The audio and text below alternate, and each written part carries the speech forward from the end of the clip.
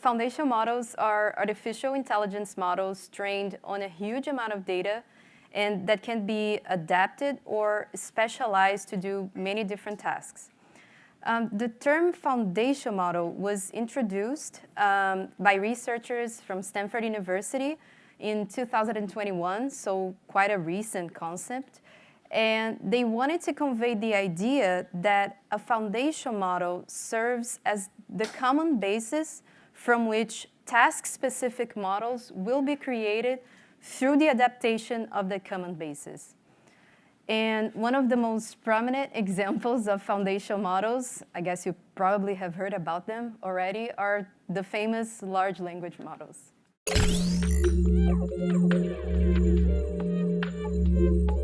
So up until a few years ago, machine learning models, they were trained to do just one specific thing, like recognizing objects and images or translating text from English to Spanish.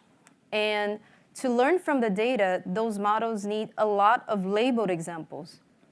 For instance, if we want to train a model to identify objects in images, we need a bunch of images and labels that will tell what is in the image, like a cat, a dog, a house, and so on.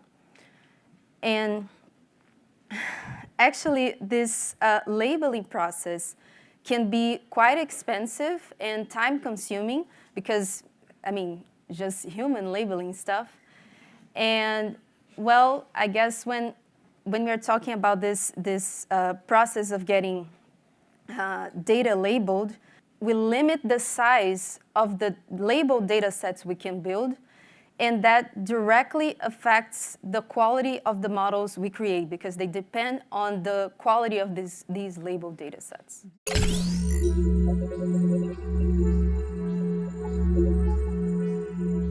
So foundation models are a new paradigm in the area of AI, and they leverage the power of scale, so large models and large volumes of data. Foundation models, they are first trained with a huge amount of unlabeled data, which is much easier to obtain. And at this stage, they learn more general patterns from that data. So, okay, maybe I'm going to give an example there. So when they, okay, go back. At this first stage, they learn more general patterns from the data, and then we can adapt these models later just using a small set of labeled examples so they can actually perform a specific training task, specific task, sorry.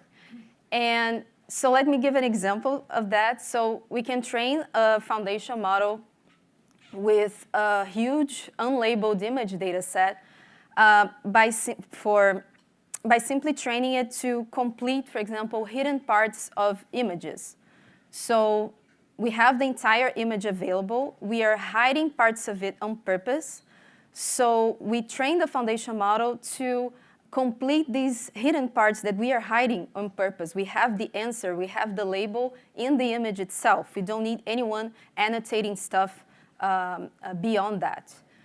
So now let's say I have this image, this model trained on this image data set, and now I want this model to recognize cars in photos.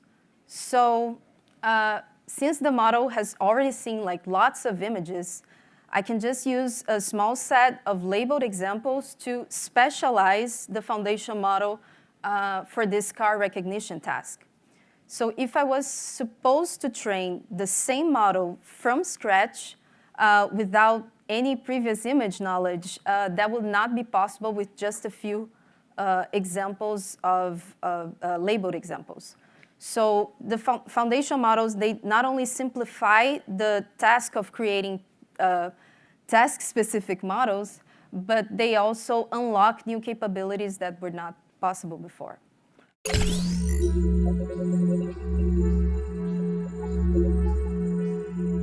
So Geospatial foundation models, or GFMs, they're basically foundation models trained with geospatial data.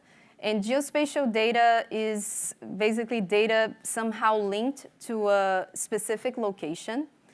Geospatial data combines location information, like coordinates, with attribute information, like object characteristics or characteristics of an event of interest. And sometimes it also combines those informations with temporal information, like the time when the image was acquired, for example.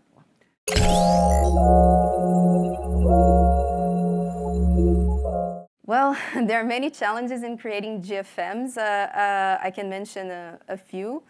So, well, geospatial data is very diverse in nature, resolution, areas of coverage. And when we need to combine data from different sources, that can be very challenging because of that.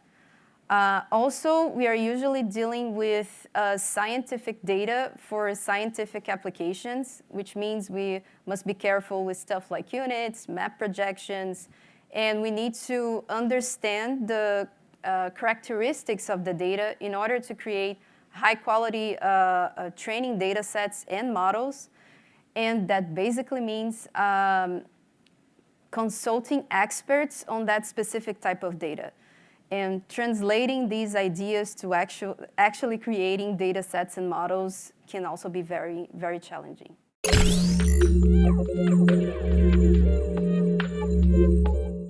Well, although we have petabytes of satellite imagery publicly available for people to use in their studies, in their projects, applications, actually leveraging the information on all that volume of data becomes unfeasible for most people, because downloading, processing, and using petabytes of information requires a lot of time, computational resources, and technical expertise. However, with access to a GFM that was trained with millions of satellite images, the user can leverage its capabilities by adapting that model to the application of interest without the need to actually handling all that volume of data themselves.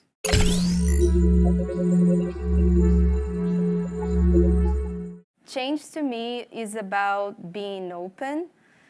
And the first aspect I think about is being open to new ideas, new environments, new contexts. And being open here means to accept and adapt to the changes around us. And the second aspect I think about is being open to the idea that things can change. I guess if we just accept the world as it is what it is, or nothing's ever going to change, we can get stuck in waiting for the changes to happen. And I guess if we can keep open to the idea that things can change, we can be part of it, we can act on it. So I guess this more active role is essential to drive personal growth, but also to drive the changes that we want to make around us. And I guess change is constant, and to me that's actually a good thing, because it gives us hope and energy to evolve as human beings and as a society. Thank you, Daniela. Thank you.